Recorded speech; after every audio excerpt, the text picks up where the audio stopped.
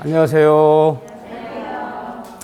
네, 오늘 3시간 정도만 시험에 꼭 나올 부분 먼저 별표 3개 친 부분, 2개 친 부분만 보자고요. 자, 보세요. 어디부터 시작이냐면요. 우리 교재 542쪽 해제 효과. 이게 굉장히 어려운데, 자, 542쪽이에요. 해제 효과. 그래서 해제한다 말이 떨어지면 해제 법적 효과는 어떻게 되는 건가?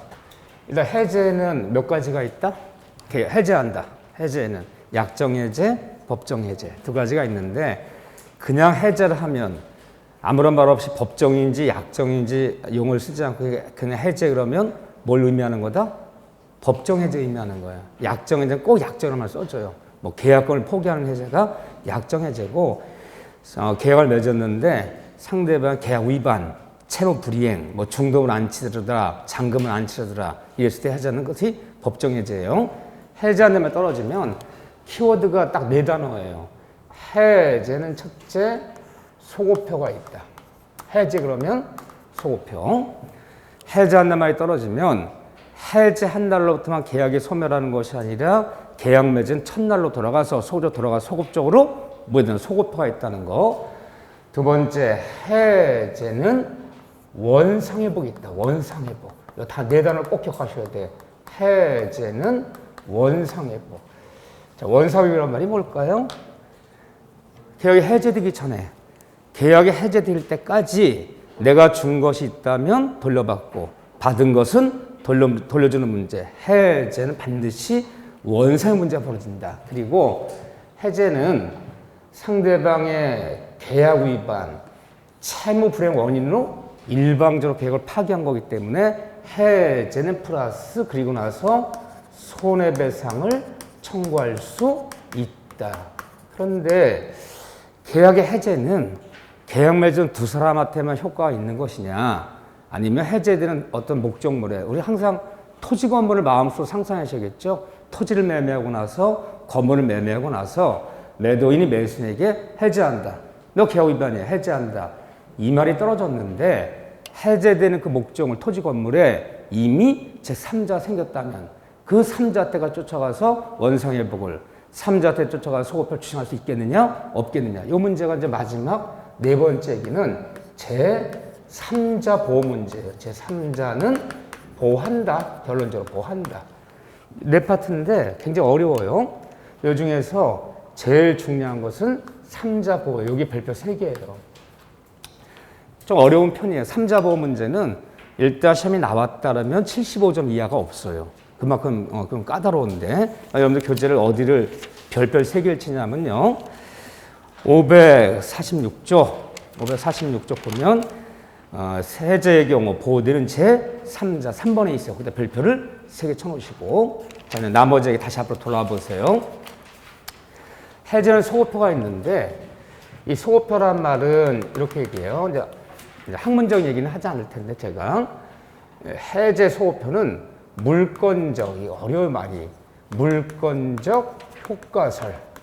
요것이 이제 대법원 판례 태도인데 원인된 부동산 매매 계약이 해제되는 순간 그 해제는 채권 계약만 해제되는 것이 아니라 그 결과 이르신 물권까지도 해제가 영향을 미친다는 거예요. 물권도 함께 해제된다는 거야. 그러니까 그냥 물권행위, 민법 배울 때 채권행위, 물권행위. 그럼 채권행위로 뭘 상상하자? 자, 토지 건물을 매매 계약서 쓰는 날이 있어. 오늘 3월 7일인데 3월 7일 만나서 이 토지를 건물을 얼마 사고 팔기로 하자. 그 계약서 쓰는 날은 채권행위 한 거야. 채권행위. 그 다음에 그 채권행위 이어서 그것이 원인이 되어서 드디어 한 달 뒤 잔금 치는 날이야. 4월 7일 날 매수인 잔금을 치르고 매도로부터 소유권 이전에 필요한 것을 교부받고 매매한 부동산 명도 받고 등기소 가서 등기 내는 거 잔금 치르는 날. 그날이 물권행위라고 보면 돼요. 그러니까 물권행위까지 다 이루어지고 나면 더 이상 이행의 문제가 없죠. 다 끝난 거예요. 그러면 여러분들 그냥 앞으로 물권행위 그러면 우리는 뭐 동산 얘기는 안 나올 테니까 민법 공부에서 물권행위 그러면 등기 내는 거. 등기에서 등기가 내버리면 다 끝나는 거야. 등기 내는 것은 물권행위. 그래서 매매가 쓰는 날은 채권행위. 그런데 원인된 드디어 매매 계약을 맺은 다음에 한 2달쯤 지나갔고 이미 등기가 난 상태야. 이 등기가 딱 내준 상태에서 갑자기 매도인이 2개월 만에 나 2개월 전 맺은 매매 계약 오늘부로 해지한다. 이면 떨어지면 그 원인된 채권 행위, 매매 계약만 해제되는 것이 아니라 물권까지, 등기까지도 해제된다는 거, 영향 미친다는 거, 그걸 물권적 효과설 부르고 이때 판례는 말이 굉장히 어려워요. 당연 복귀설이다 그래. 당연 복귀설. 대원 판례는 당연 복귀한다. 자, 어떤 얘기냐면 이런 얘기예요. 토지가 이렇게 있는데 요 얘기만 기억하세요. 등기는 소유권은 당연 복귀한다. 자동으로 복귀한다. 자, 토지를 매매해서 자, 매도인 갑이 매수인에게 소유권 이전이니까 내준 상태야. 이미 등기가 났어요. 등기가 난 상태에서 무슨 문제가 생기는 바람에 나 2개월 전에 너한테 매매한 거 오늘부로 해지한다. 이 매도인 입에서 해지한다. 이 말 떨어졌어요. 해지한다 말이 떨어지면 이 부동산 매매 계약은 2개월 전으로 돌아가서 소급적으로 돌아가서 다 없었던 계약이 되고 채권은 없었던 계약이 되는데 이미 등기 났잖아요. 매수나 앞으로 이 소유권 어떻게 되는 거냐? 원인된 부동산 매매 계약을 매도인이 해지한다. 이 말이 떨어지는 순간 이 매수나 앞으로 등기를 등기소에서 말소 등기하지 않아도 다시 등기를 매도인 앞으로 소유권 이전 등기 안 해와도 원인된 매매 해제되는 순간 소유권 자동으로 돌아온다는 거예요. 아무 등기 없이도. 이걸 당연 복귀설이라 불러요. 등기해야 되는 것이 아니라 소유권 이전 등기하지 않아도 자동으로 돌아온다. 그래서 만약에 3월 2일 날 매매한 것을 등기가 이제 4월 2일 날 났다 칩시다. 근데 5월 2일 날 해지한다. 이 말이 떨어지면 4월 2일부로 매수나 앞에 났더니 소유권 이전 등기는 아무런 조치를 취하지 않아 자동으로 소유권 돌아온다. 이것을 물권 효과설이다 또는 당연 복설이 불러요. 뭐 하지 않아도 등기소 가서 매수나 앞에 등기를 말소 등기하지 않아도 다시 매도인 앞으로 소유권 이전 등기 해오지 않아도 소유권 자동으로 돌아온다. 당연 복귀한다. 등기 없이도 당연 복귀설 꼭 기억하세요. 이게 굉장히 어려운 질문이야. 그 하나만 기억하시면 되고 그 다음에 원상회복이 있어요. 소유권 자동으로 돌아오고 등기는 자동으로 돌아오고 그 다음에 원상회복이라는 게 있는데 그러면 해제되기 전까지 내가 준 것이 있다면 돌려받고 받은 건 돌려주는 문제 생기는데 해제에 따른 원상회복 범위는 어디까지 돌려주고 돌려받을 것이냐 논점을 낄 줄 알면 돼요. 해제에 따른 원상회복 범위는 상대방이 해제당한 상대방이 선이었던 악이었던 불문하고 선이 악을 불문하고 반환 범위가 같다. 이게 포인트예요. 이거에서 안 물어요. 반환 범위가 같다. 해제에 따른 원상회복은 상대방이 선이었던 악이었던 불문하고 반환 범위가 같아요. 뭐냐? 선이 악을 불문하고 모두 받은 것은 받은 대로 전부. 그러고 들어가요. 근데 이게 왜 특이한 거냐면 우리가 원상회복이라는 말을 배우기 전에 민법 총칙 배울 때 취소는 부당에 반하는 배워서 취소는 부당에 반한 문제에서 취소한 다음에 떨어지면요. 일단 취소 사유가 뭐가 있었나? 취소 사유가 제사, 강착, 제한 능력, 사기, 강박, 착오 원인으로 취소한다. 취소는 소급표가 있다. 취소한 다음에 떨어지면 그 법률행위 소급적으로 소급표가 있다. 취소는 부당에 반하는 의무가 생긴다. 취소는 부당 반환이라 부르고 해제는 원상회복이라 불러요. 약간 용어를 구분하죠. 용어를 구분할 때는 뭔가 차이점이 좀 있는 거야. 둘 다 돌려주고 돌려받는 건데 취소에 따른 부당에 반한 범위는 어디가 돌려받나요? 선인지 악인지에 따라 반환이 달라요. 우리가 총칙 배울 때 취소에 따른 부당반환 범위는 선이라면 현존이 현재 남아있는 이가 반환해요. 악이었다면 받은 것 플러스 이자 플러스 손해배상까지도 돌려줘야 돼. 해제 따른 원상회복은 선이라고 해서 현존이 반환하고 악이라고 해서 받은 것 플러스 이자 플러스 손해배상 범위 반환하는 것이 아니라 선이 악이 불문하고 무조건 받은 것은 받은 대로 전부. 선의하게 반환 범위가 같다. 이것이 뭐랑 차이점이야?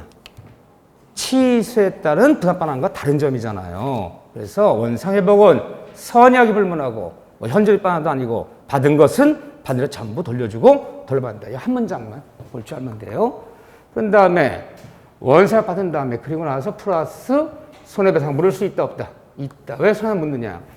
그럼 악이라고 해서 해제했는데 악이라고 해서 더 돌려받은 게 있나 없나요? 없잖아. 원래 법이라는 것은 손해배상은 악이한테 묻는 거지 선의한테 묻는 건 아니야. 근데 취소하여 부당 반환을 받은 다음에는 별도로 손해배상의 말이 있다 없다? 취소는 손해배상이 없어요. 왜 없냐면 취소에 따른 분할 반환 범위는 악이라면 받은 것 플러스 이자 플러스 손해배상까지 반환 받잖아요. 또 손해배상 물어버리면 더블로 받는 거잖아. 근데 여기는 악이한테 더 받은 게 없잖아 지금.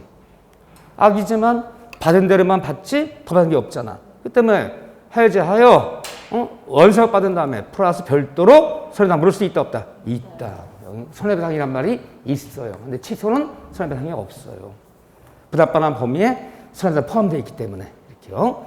그런데 손해 물을 수 있는데 여기 이제 지문이 어떻게 되시냐? 여기 해제 파트는 여기가 세 문제 나오고 막 두 문제 이상 나오면 좀 더 세밀하게 들어가야 되는데 항상 제가 한 문제를 했어.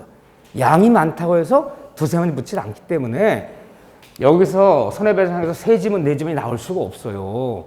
이 널름바닥에 한 문제 나는데 굵직굵직한 용어만 알면 돼요. 다만 모의고사 같은 건요. 맨날 시험을 내다 보니까 굉장히 세밀하게 되기도 해.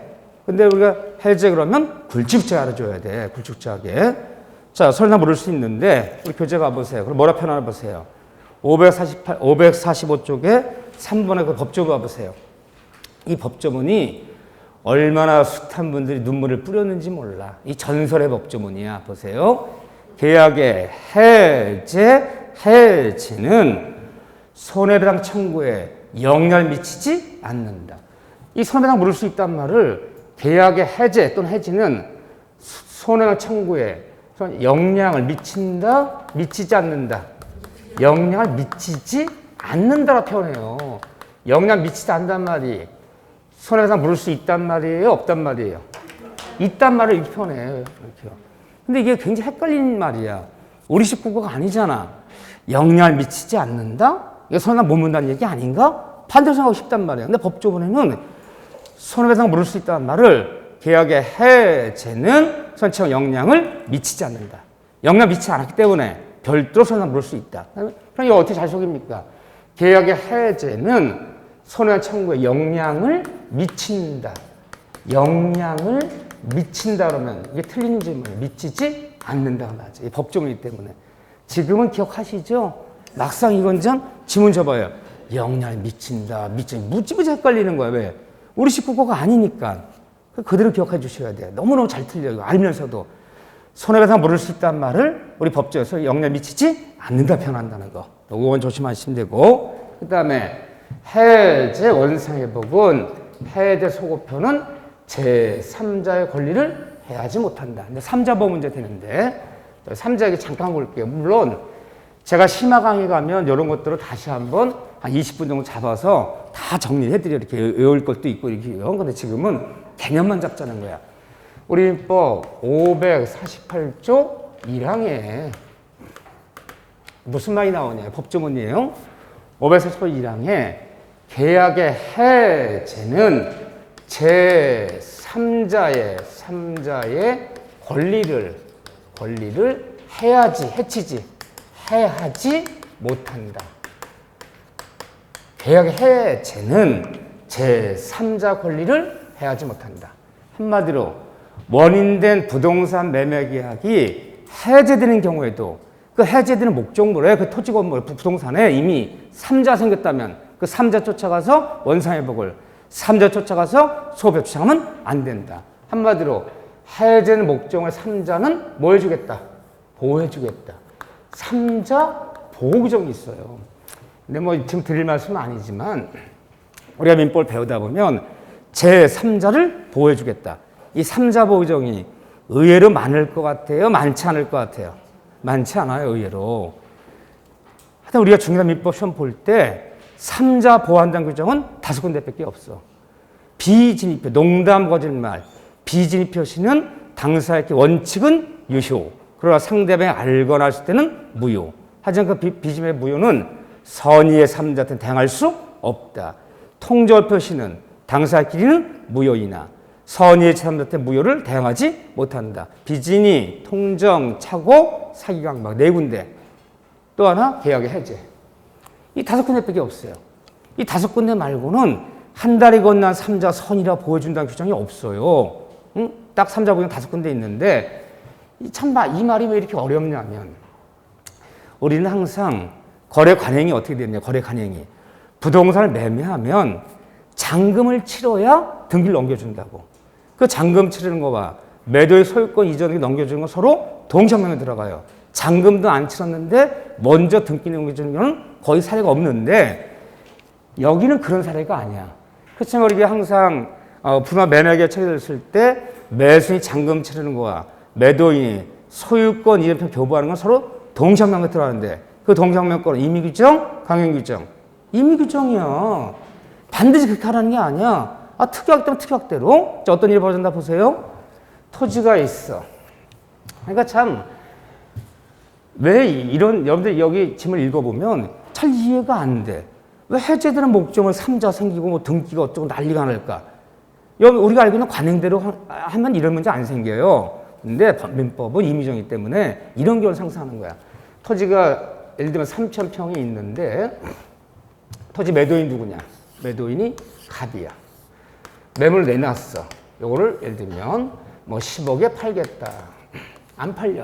싸게 내는 건데. 근데 을이 그래 내가 살게. 매매할게. 그런데 이렇게 하자. 내가 너한테 매수하는데 계약 조건이 일단은 내가 5억을 넘겨줄게. 그럼 일단 등기 먼저 넘겨. 그럼 네가 등기 넘겨주면 등기 넘겨준 다음부터 내가 한 달 내에 나머지 5억 치를게. 그렇게 하자. 서로 아는 사이야. 그래서 잔금도 안 받고 이렇게 넘겨줬어. 그럼 계약서를 썼죠. 소유권 등기를 넘겨준 날로부터 5월 2일까지는 틀림없이 나머지 5월 치르기로 하자. 잔금도 안 받고 넘긴 거야 지금. 근데 그러니까 참 웃기는 사례야. 우리는 이렇게 안 하거든 절대. 잔금 받고 넘겼는데 5월 2일 날 치러요 안 치러요? 저는 안 치르는 거야. 그래서 몇 번을 채워도 안 치르니까 5월 10일 날 너 계약 위반이야. 이 매매계약 해제한다. 해제하고 받은 돈 5억 원 돌려주고 땅 찾아와야 될 거 아니야. 그리고 별도로 소송청구 들어가려고 그래 지금요. 그러니까 해제한다. 내 약속 안 지켰으니까 해제한다. 이거 안 치르니까. 해제한다. 인발 떨어졌어. 매도 입에서. 근데 해제되는 목적물이 이미 제 3자 병한테 등기가 4월 15일 넘어갔다는 거예요. 4월 15일 이제 넘어갔다는 거예요. 그러니까 해제한 날 떨어지면 소유권 자동으로 돌아와야 될 거 아니에요. 돌아오는데 해제된 목적은 이미 제 3자 등기를 갖췄죠. 그러니까 이런 애는 보호해주겠다는 거예요. 이런 애는 보호받고 소유권 취득하는 거지. 예태 쫓아가서 원상을 쫓아가면서 토지 찾아올 수는 없다는 거예요. 그래서 그 얘기잖아. 근데 정말 드문 예예요. 우리는 중개 업무 볼 때 절대 잔금 치기 전에 등기 안 넘겨. 근데 잔금도 치기 전에 먼저 등기를 넘겼다는 거야. 넘겼는데 끝까지 약속 안 지키니까 매도 해제한다. 해제된 토지가 이미 3자가 등기 등록을 갖췄다면 얘는 보호해줘야 되기 때문에 예태 쫓아가서 이 토지 반환 요구할 수는 없다. 지금 그런 얘기예요. 자, 이걸 좀 더 봐볼게요. 이런 얘기인데 가만히 교재 읽어보면 우리가 사회생활 때 이렇게 안 하기 때문에 이해하기가 어려워. 그럼 3자 누구냐? 본 3자가. 법안 3자는 해제되는 목적물에 토지건 건물이건 항상 부동산 상상하세요. 해제된 목적물에 제3자가 이미 완전한 권리를 취득한 자. 해제된 목적물에 그 토지 건물을 완전히 취득한 자 뭐냐? 해제된 목적물에 이미 등기, 등록 또는 대항력 등 형식을 어떤 형식 구비해야 돼. 형식을 구비한 사람만이 보호받는 3자에 포함이 되는 거야. 얘들은 보호받는 3자에 포함이 되는 거다. 해제된 목적을 이미 등기를 갖췄건 압류 등기건 가압류 등기건 저당권이건 전세권이건 소유권 이전 등기건 또 동사 같으면요. 등기 등록 갖췄구나. 임차인 같으면 해제되는 목적은 이미 대항력 갖춘 임차인 등 형식을 완벽히 구비해야 돼. 이 형식을 구비한 사람만이 보완 3자에 포함되는 거지. 해제되는 그 토지 건물에 제3자가 이런 걸 갖추지 못하고 이런 걸 갖추지 못하고 하나의 해제되는 그 토지 건물 목적물의 하나의 계약상의 권리를 취득한 사람들은 또는 하나의 채권상의 권리를 취득한 자에 불과한 사람들은 보호받는 3자에 포함될 수가 없다는 거예요.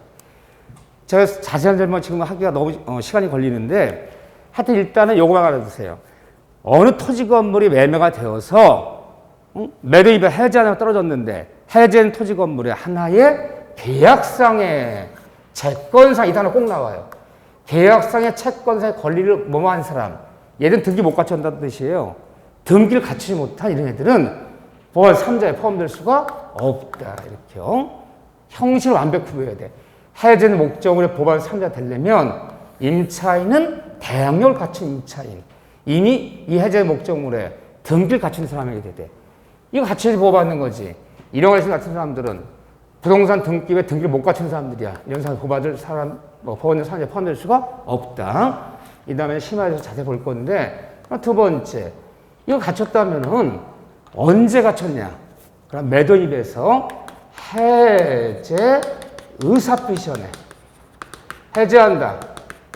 해제한다는 말은 5월 4일 날 해제한다는 말을 했어요.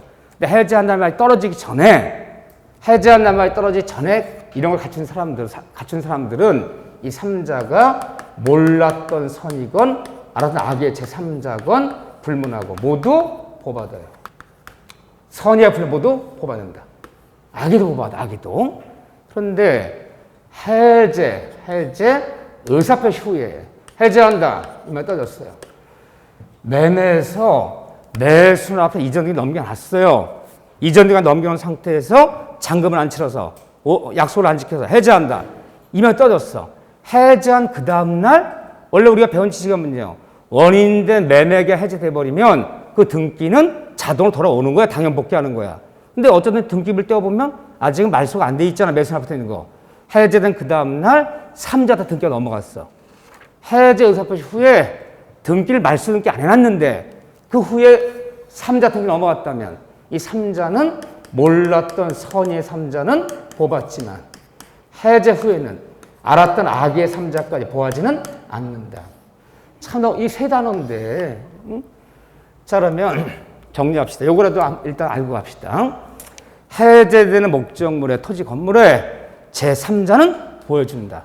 근데 3자 보호받는 3자 되려면 해제되는 목적물 이미 부동산 등기, 등록, 때에 따른 대항력 등 형식을 갖춘 사람만이 보호받는 거지. 해제되는 목적물에 이 형식을 갖추지 못한 계약상의 하나의 채권상의 권리를 범한 자들은 보완 3자에 포함될 수가 없다. 또 이거 갖췄다면 언제 갖췄느냐? 해제한다. 이미 떨어지기 전에 이런 거 갖춘 사람들은 선이, 악이 불문하고 3자 모두 보호해줘요. 그런데 해제한 다음에 떨어진 후에 해제한 다음에 5월 2일 날 해제했는데 그 다음에 5월 3일 날 등기가 넘어갔어요. 해제한 후에 등기 갖춘 사람은 몰랐던 선의는 보호해주지만 악의까지 보호하는 것은 아니다. 그러면 해제 의표시 전과 후에 따라서 보호받는 3자 범위가 같다, 다르다, 달라요. 전이었다면 선의하고 논할 거 없어요. 모두 보호해주고 해제 의표시 후에는 선의는 보호받지만 악의까지 보호하는 것은 아니다. 이 정도 문제만 갖고도 우리가 맞추는 문제가 사실은 기출문제 한 여기 10문제쯤 돼요. 1회 때부터. 기출문제 중에 한 7문제 맞춰요. 나머지 3문제는 좀 더 구체적으로 들어가면 뭐 처분금지 가처분을 뭐뭐 한 사람 막 이렇게 하면 모르는 용어도 나오기 시작해요. 너무나 어려운 문제 같아. 요거는 요 정도만 갈끼고 있어 일단요. 그런 다음에 이 다음에 심화해서 상세히 볼 거예요. 이거는 뭐 지금 볼 수가 없어요. 자리 봐주시고 어디 넘어가냐? 매매로 넘어서 매매. 그러면 여기 해제가 어려운데 다시 한번 강조하지만 해제 효과라면 단어 4단어를 키워드는 꼭 기억하셔야 돼. 소고표, 원상회복, 손해배상, 제3자 보호해주겠다. 네 단어가 참 중요한 단어예요. 자, 매매란 파트로 왔어요. 매매. 매매, 교환, 임대차. 여기를 우리가 뭐라 부른다? 계약 강론이라고 불러. 계약 강론. 계약 강론이라고 부르는데 모든 계약 시험법이 아니라 계약 중에서 매매 계약, 우리는 교환 계약, 임대차. 이 세 개 계약만 시험법인데 여기서 몇 문제 나오냐? 최근에 출제 경향은 작게 나오면 4문제, 많이 나오면 5문제까지 나와요. 4-5문 나오는데 출제 비중은요. 매매랑 임대차예요. 교환은 1회부터 작년 31회 때까지 교환은 총 32번 시험 보면서 딱 4번 나왔어요. 교환 문제는 거의 출제 비중이 없고 매매랑 임대차인데 보통 매매에서 뭐 2문제, 임대차에서 2문제 이렇게 나와요. 일단 이건 고정이에요. 고정. 근데 이제 한 문제 더 나오면 환매가 어떻고 뭐가 어떻고 좀 특이하게 나올 수 있어요. 그렇지만 보통 출연 이러는데 매매에서 제일 중요한 별표 3개짜리는 뭐냐? 고정이에요. 고정. 빠질 수가 없어요. 최근에 출제 경향은 매매에서 계약금 계약. 절대 안 빠진다. 반드시 하나 결정. 계약금 계약. 또한 계약금 계약은 1+1이야. 1+1 어디 가서 많이 봤나요? 마트요. 하나 좀 하나 더 주는 거.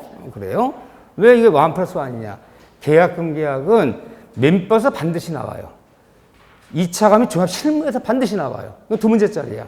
왜? 중개업 볼 때 계약금처럼 중요한 게 없어. 과연 계약금을 10% 내외를 주고받았다면 이 계약금이 어떤 역할을 하는 거냐? 중개실무 너무 중요하지. 이게 첫째 요거 하나 고정. 그 다음에 너무너무 어려운 부분이고 양이 많은 부분인데 두 번째는 매도인의 담보 책임이에요. 매도인의 담보 책임. 교과서 읽어보면 뭔 소린지 몰라. 페이지가 10페이지 돼. 근데 매도인 담보 책임은 이건 절차적인 성격, 절차법적인. 왜란 이유가 없이 그냥 규정해 놓고 이렇게 하기로 하자. 전부 탄핵을 매매했을 때, 일부 탄핵 매매했을 때 수량 구조를 이렇게 하기로 하자라는 절차적 규정이지. 논리가 안 통해요. 근데 매도인 담보 책임이 법조문이 569조부터 584조까지 장장 16개 법조문이 이 매도인 담보 책임에 관한 법조문이에요. 양이 엄청 많아요. 어려워요. 근데 여기는 반드시 암기를 해야 돼. 몇 가지를 암기해야 돼. 암기하지 않고 못 맞춰요. 한 문제 나오면. 암기하자 그러면 부담스러워요? 안 부담스러워요? 그래요. 가뜩이나 막 2차가 뭐 외우자는 것도 많은데 민법까지 이제 지랄이네. 아주 외우자고. 민법은 암기해야 되는데 딱 한 군데밖에 없어요. 이거 한 군데는 외워야 돼. 다른 데는 외울 거 없어. 전이경, 담치강, 기정류, 불정류 이건 암기도 아니지. 그 정도는. 이거 외워줘야 돼. 이 두 군데가 하이라이트고 환매라는 게 있어. 어째 나오는지 환매까지 나오면 3문제 나오는 거야. 매매가. 요거 환매는 심화해서 할 거예요. 왜? 환매는 등기법을 좀 알아야 돼. 환매 특약 등기를 좀 알아야 돼요.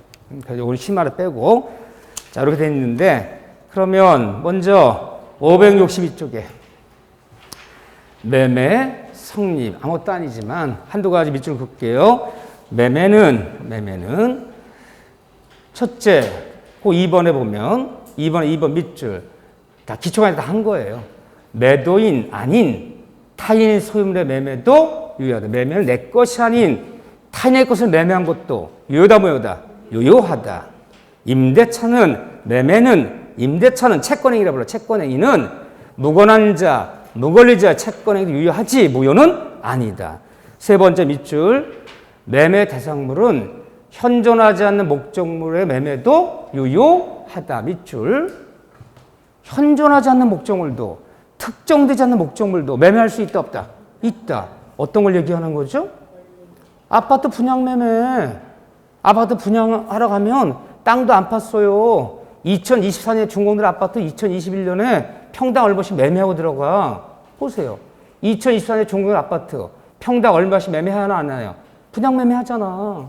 현존하지 않는 목적물도 또 매매할 당시 몇 동 몇 호일지도 몰라. 그러면서도 계약서부터 쓰잖아 지금요. 현존하지 않는 목적물도 특정된 목적물도 매매의 대상은 된다. 유효하다. 네 번째 밑줄. 이 매매의 가장 큰 특징이 뭐냐? 반대급부는 금전에 한다. 반대급부는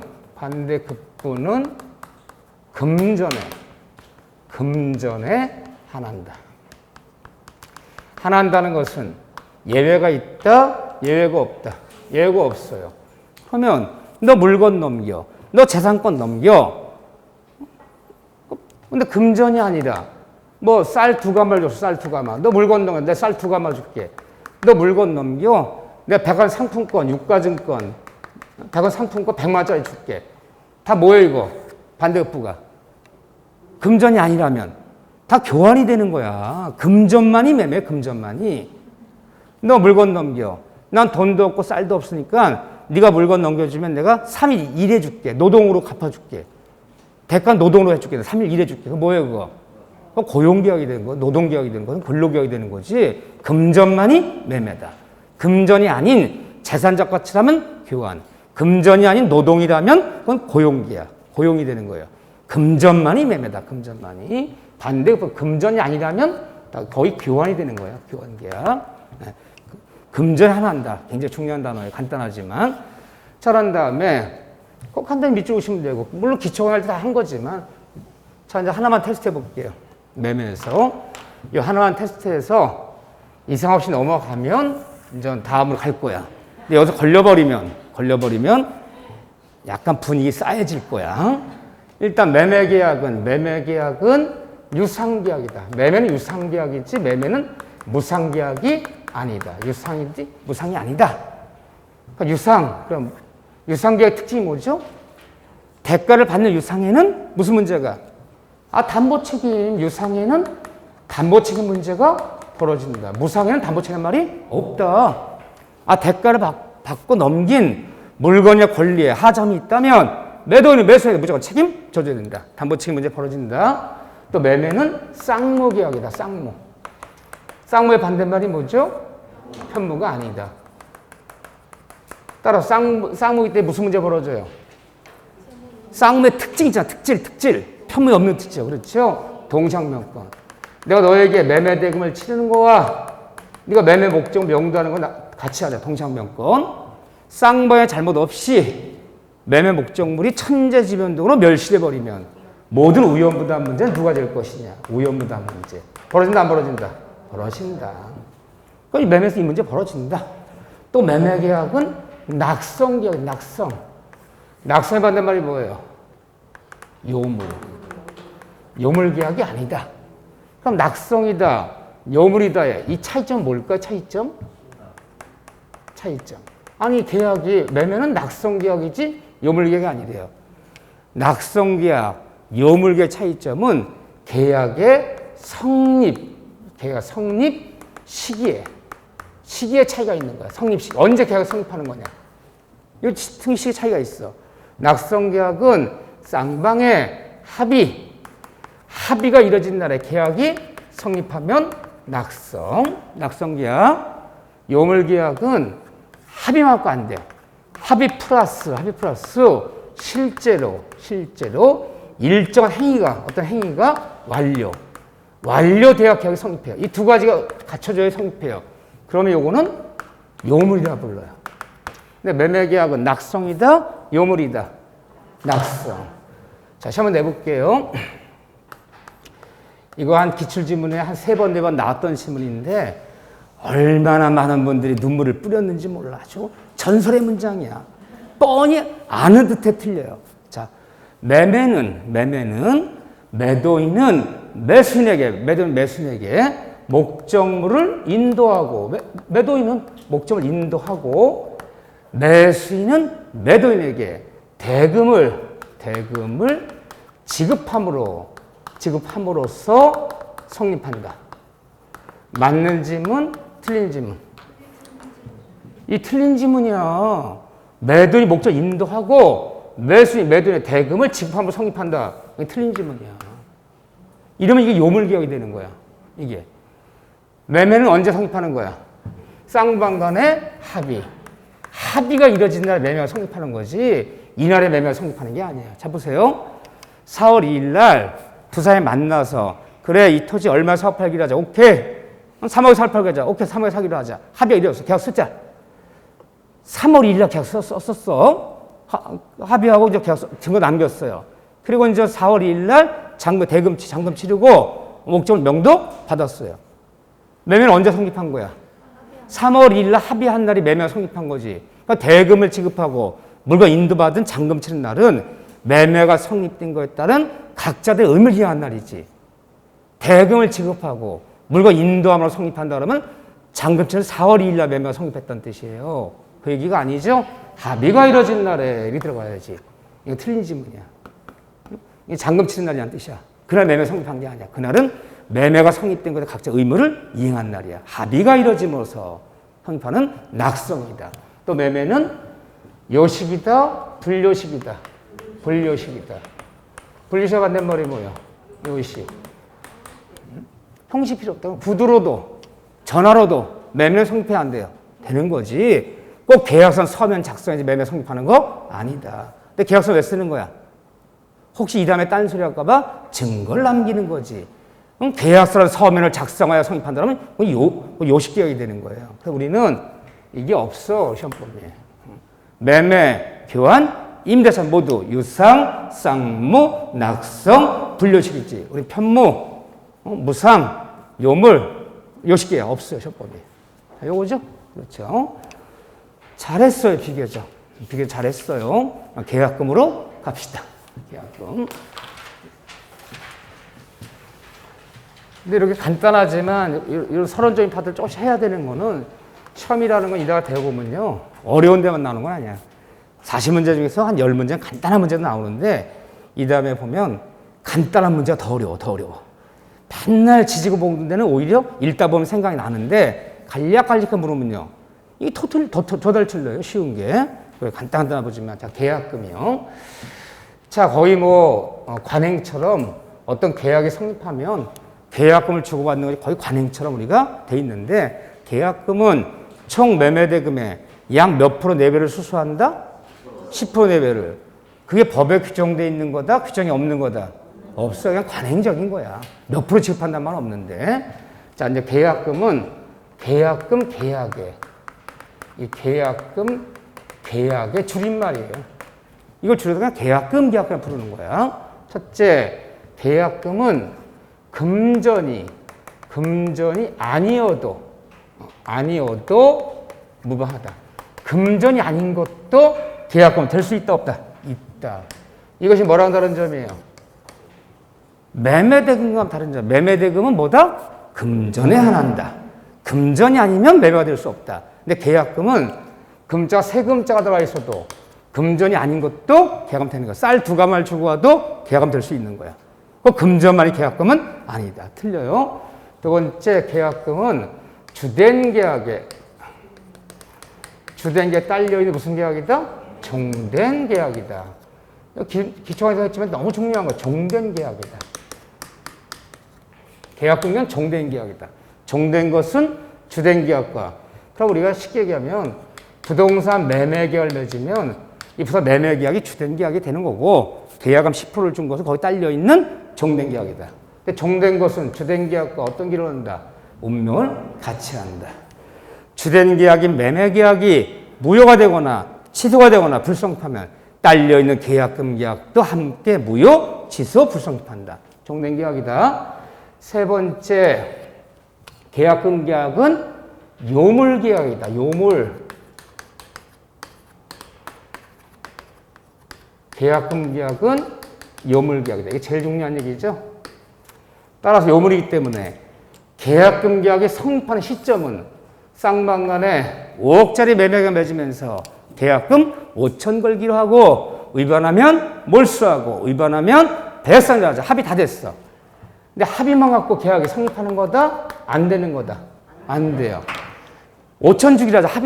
합의 플러스 실제로 약정한 금액 전액이 지급됨으로 성립하는 거야.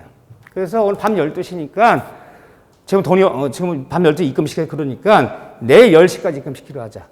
그 5천 걸기로 한 합의는 3월 7일 날 이루어졌어. 근데 막상 계약금은 그 다음날 3월 8일 10시에 들어왔어. 이게 언제 성립되는 거야? 합의된 3월 7일 날이 아니라 실제 계약금이 지급된 3월 8일 날 성립이 되는 거죠. 여기까지 완료돼야지 성립이 되는 거야. 말만 갖고 안 되는 거야. 근데 그 약정금에 전액이 들어오지 않고요. 그래 계약금은 5천 걸기로 하자. 그 다음날 10시가 입금시키기로 했어. 10시 입금이 들어왔는데 4,900만 원밖에 안 들어왔어요. 100만 원이 안 들어왔어요.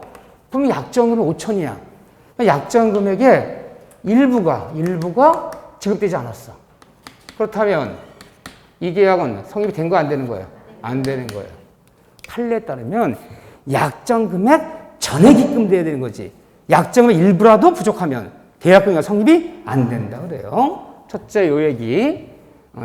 전액이 지급되게 성립하는 거지. 일부라도 지급이 안 되면 계약금액 자체가 성립되지 않는다. 상식은 못 맞춰. 두 번째.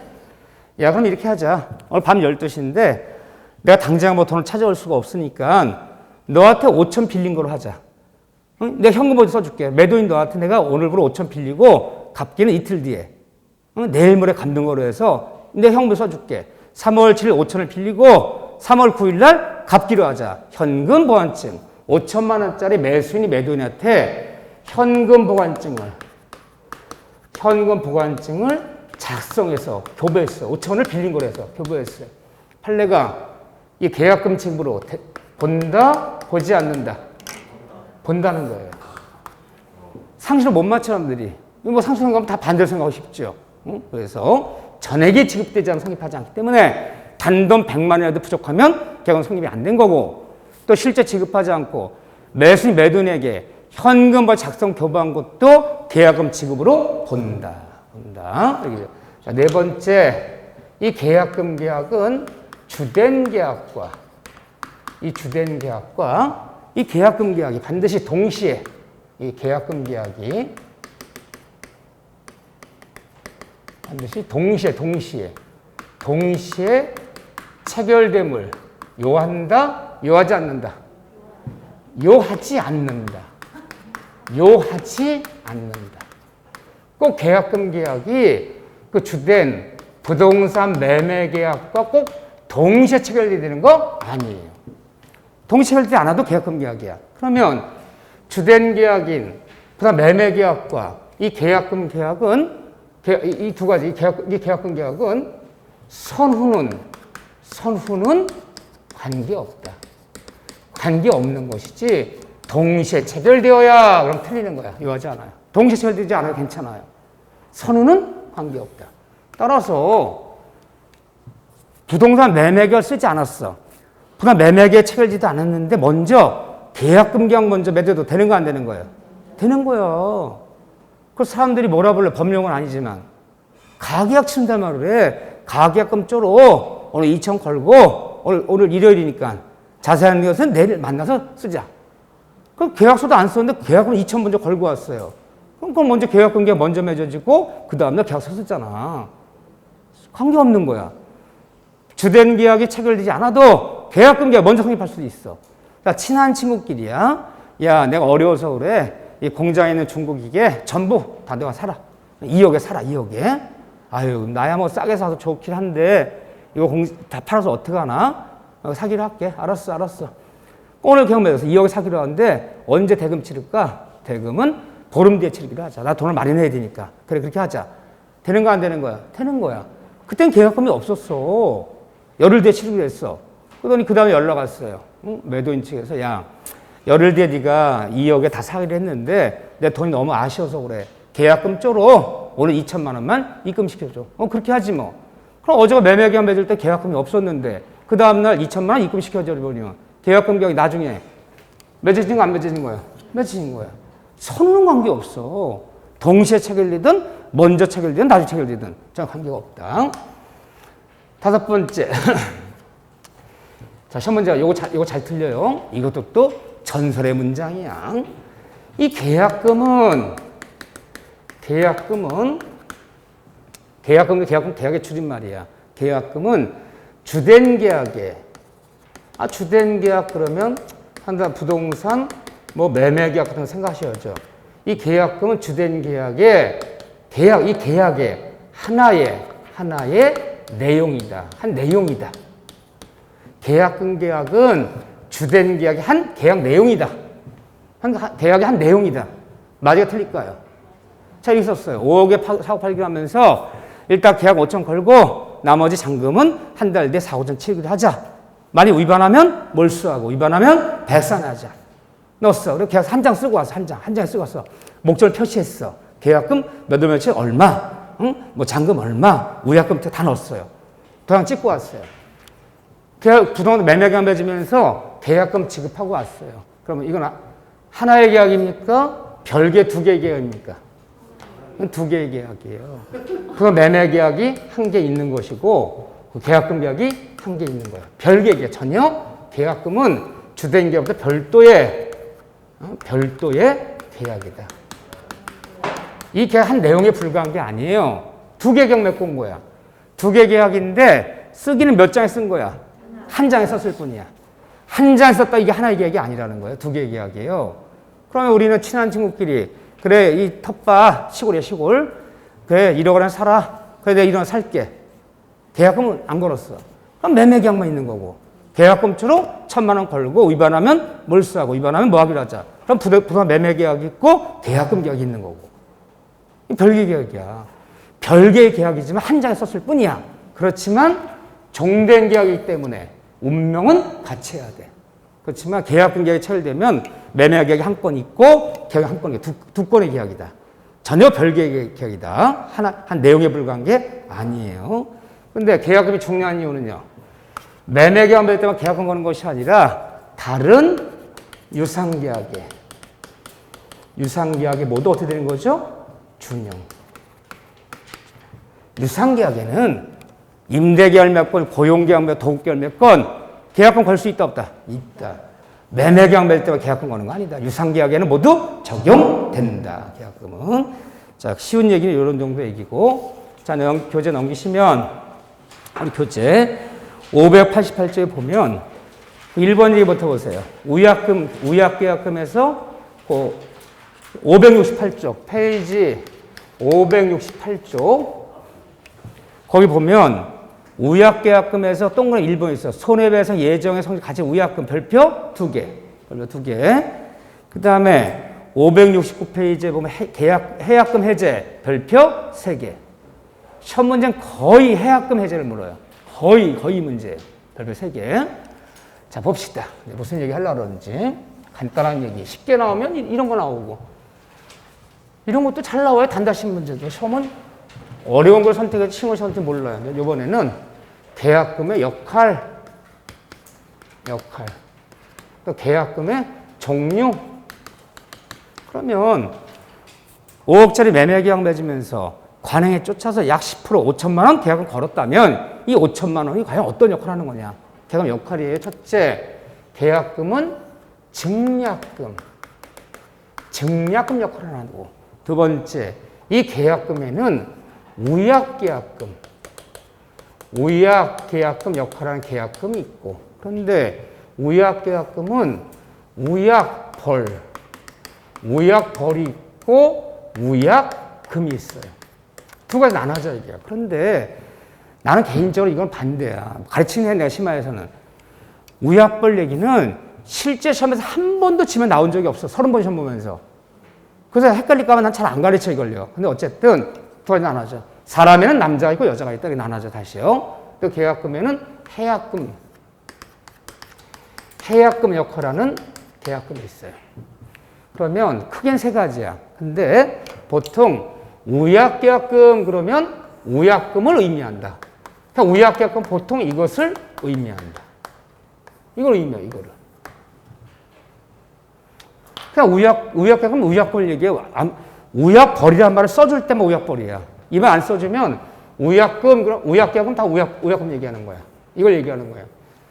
참 법률학생은 어렵게 얘기를 해. 해제는 약정해제가 있고 법정해제가 있는데 그냥 다음 해제에 있어서 이렇게 물으면 뭘 묻는 거다? 법정해제. 대리는 임의 대리가 있고 법정대리가 있는데 시험 문제 다음 대리에 있어서 이렇게 물으면 뭘 묻는 거야? 임의 대리. 우약계약금에는 우약벌이 있고 우약금이 있는데 시험 문제 다음 우약계약금에서 이렇게 물으면 뭘 묻는 거다? 우약금을 묻는 거야. 참 말도 복잡하게 해. 보통 그냥 우약금 이걸 얘기하는 거예요. 해약금. 자, 세 가지가 있는데 증약금이 뭐냐? 이 증약금이 모든 계약금의 가장 가장 최소의 역할이야.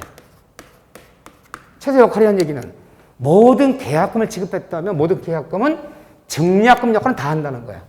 이 증약금 역할을 못하는 계약금은 없다는 거예요. 모든 계약금의 가장 최소 역할은 증약금이야. 그러니까 증약금이라는 얘기 뭐냐? 적어도 계약금이 수수됐다는 것은 너와 나 사이에 어떤 계약이 체결됐다, 성립된 증거가 돼요. 친한 친구끼리라 서면 작성 안 했어. 구두로도 되는 거잖아, 구두로도. 만난 자리에서 그래 네가 이 기계 전부 3억에 가져가라. 응? 그런데 언제까지 했더니 자기 급하대. 야 그래도 돈 마련할 때 보름은 줘야지. 그래 보름에 넘기기로 하자. 구두로 되는 거 안 되는 거야. 3억에 매매하기로 했어요. 보름에 치르기로 했어요. 자 그랬는데 왔는데 바로 연락이 와서 그 다음날 야 너 3억에 보름 뒤에 이거 인도 명도하고 대금 치러놨는데 계약금으로 그래도 친한 사이지만 그래서 3천만 원만 뭐 미리 달래요. 입금시킬게. 통장 불러. 입금시켰어. 그 다음날 계약서는 안 썼어요. 근데 딴 사람이 4억 주겠다는 거야. 딴 사람이. 그러니까 갑자기 보름 뒤에 야 내가 2억 7천 줄 테니까 기계 언제 실으러 갈까 했더니 내가 언제 판단했는데 나 판다고 얘기한 적 없어. 3억을 판다고 얘기한 적 없어. 마음 편한 거야. 계약서 없잖아. 근데 뭐가 어떤 거에 증거 나왔어요. 통장에 3천 입금시킨 게 나왔잖아요. 그러면 계약금이 수수됐다는 것은 너와 나 사이에 어떤 계약이 성립한 증거가 돼 이게. 판사가 물었어요. 아니 이거 3천은 뭡니까? 몰라요? 왜 보냈는지 몰라요? 네 통장번호 어떻게 알았니? 몰라요 그것도? 내가 안 가르쳤는데 어떻게 알았지 통장번호를? 나 말하지 말라는 거야. 적어도 계약금이 지급됐다는 것은 어떤 계약이 성립되다는 증거가 돼. 계약서 쓰지 않아도. 이건 모든 계약금이 다 하는 역할이야. 이렇게요. 자, 우약계약금이라는 것은 계약 위반 시 계약 위반을 대비하는 거예요. 위반 시를 대비하는 거예요. 한마디로 계약 위반을 대비해서 이걸 써먹자는 거야. 그런데 자, 내가 이 얘기는 안 할게. 물론 심화에서는 다시 이거 다 설명드려요. 우약벌까지. 우약벌이고 우약금이고 우약계약금은 반드시 특약이 있어야 돼. 특약이 있어야지 이 역할을 하지. 특약이 없다면 계약금은 우약금 역할을 못해요. 계약을 5천 치렀더라도 특약이 없다고 계약금 우약금 역할을 할 수가 없어요. 특약이 있을 때만 우약금 역할을 하는데 그러니까 우약금 특약이 뭐냐. 보통 가장 대표적인 건요. 계약금 교부자가 누구예요? 교부자. 준 사람이 매수인이겠죠? 시험장에서 매수인이 이렇게 안 나와. 계약금 교부자가 준 사람이 교부자가 계약을 위반하면 이 계약금은 몰수하고 계약금 수령자가 받은 사람이 누구예요? 매도인이겠죠? 받은 사람이 계약을 위반하면 이때는 100을 상환하기로 한다. 교부자가 위반하면 몰수하고 수령자가 위반하면 100 상환하기로 하자. 이렇게 계약서에 특약을 넣는 거. 이게 우약금 특약이야. 이런 특약이 있을 때만 위반했을 때 몰수하고 위반했을 때 배상 요구할 수 있는 거지. 이런 특약이 없어. 근데 갑자기 이런 특약도 없이 그냥 계약금 5천 걸었는데 매수인이 중간에 중도금 못 치러. 빨리 치러도 계속 못 치러. 매도인이 이 매매계약 해지한다. 계약 위반 해지한다. 해지하고 계약금 몰수할 수 있다 없다? 없어요. 이 특약 없었잖아. 없어요. 그럼 어떻게 돼? 5천만 원 돌려줘야 돼. 돌려주고 별도로 손해배상을 청구해야 돼. 뭐로 배웠어? 해제. 해제는 계약을 파기한다. 해제는 소급표 원상회복. 몰수한다. 특약 있으면 몰수할 수 있는 거야. 또 이번에 계약금 5천 걸리면서 매수인이 교부자야. 교부자 위반하면 몰수하고 매도인 위반하면 백산하기로 하자. 이 말을 안 넣었어. 5천 걸면서 그냥 매수인 위반하면 몰수한다만 넣었지. 받은 매도인 위반하면 백산한다는 말을 안 넣었어요. 계약서에 안 넣었어. 갑자기 매도인이 안 팔겠대. 잔금치나 못 판대. 땅값 많이 올랐거든 그 사이에. 아파트값이 많이 올랐거든 그 사이에. 안 팔겠대. 너 그러면 계약 위반이야. 백상환해. 요구할 수 있어 없어요? 없어요. 이런 특약이 있을 때만 몰수 백상 가능한 거야. 또 매수인이 교부자가 위반하면 몰수한다는 말만 있지.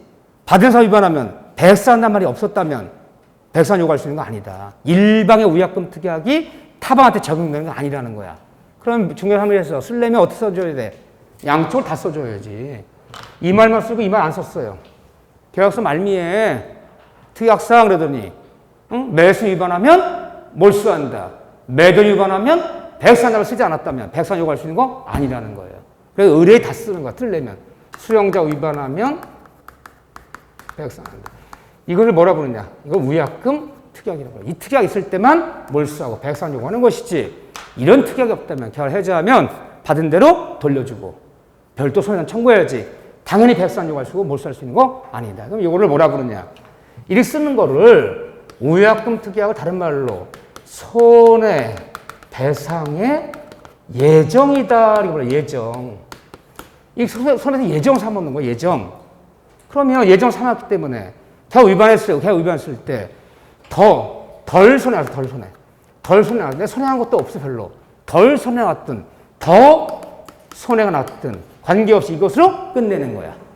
뭐 덜 손해났다고 해서 일부만 몰수하고 덜 손해났다고 해서 뭐 1.5배만 뭐 상환하는 게 아니라 덜 손해났든 더 손해났든 관계없이 이것으로 끝내자. 위반 시 손해배상에 뭐로 삼는 거다? 예정. 예정 삼기 때문에 누가 계약 위반하면 이 몰수할 때 매수 위반한 거죠? 중도 잔금 못 치는 거예요. 매도 위반 안 판대요.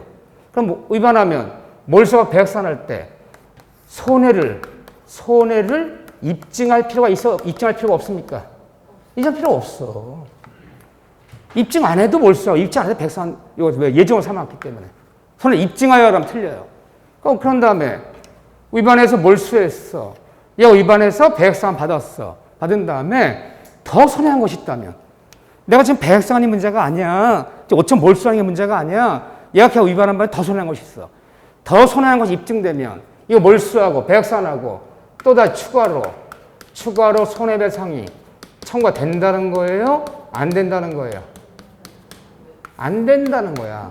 더 손해났던 덜 손해났던 관계없이 이것으로 끝내는 거야. 이것으로. 예정 삼았기 때문에. 손해 없어. 근데 또 대원 판례가 위약금 특약이 관행보다 지나치게 과다하다면 어떻게 되겠느냐? 과다한 금액이라면. 자, 10억짜리 토지 매매 계약을 맺으면서 계약금으로 4억을 걸어, 4억. 약 40%를 거는 거야. 총 매매 대금에.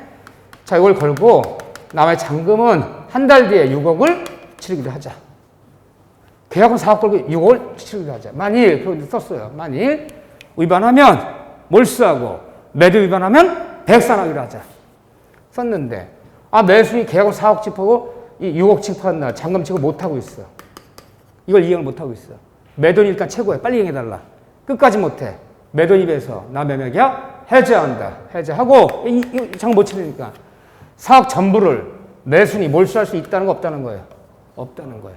판례에 따르면 관행보다 지나쳐 과다한 위약금은 이 전몰수할 수 없고 법원이 직권으로 감경 처리할 수 있다. 따라서 안 돌려주지. 4억 매도인이 안 돌려주지. 받은 거 주겠어요? 매수인 소송을 내서 판사님 제가 계약 위반한 건 사실입니다. 응? 그렇지만 4억 전부를 몰수한 건 너무 지나치지 않습니까? 그 중에서 3억은 돌려주라 해주세요. 라고 소송냈더니 판사가 3억 너무 많고 저기 2억 몰수하고 2억만 돌려줘. 직권 감경할 수 있다 없다? 있다. 판사가 말하는 그 위약금 특약은 꼭 10%는 아니에요. 보통 한 15%, 20%까지도 인정해요. 하지만 4억 너무 많아. 2억은 돌려줘라. 관행보다 지나쳐 과다한 금액은 전부 몰수할 수 없고 법원이 뭐 할 수 있다? 직권으로 감경 처리할 수 있다 없다? 있다. 그럼 위약금 그러면요. 계약서에 이렇게 쓰는 게 위약금 특약이야. 이거 써야지만이 몰수하고 써야 배액상 요구하는 거지. 이런 특약 없을 때는 당연히 몰수하고 당연히 배액상 요구할 수 있는 거 아니다.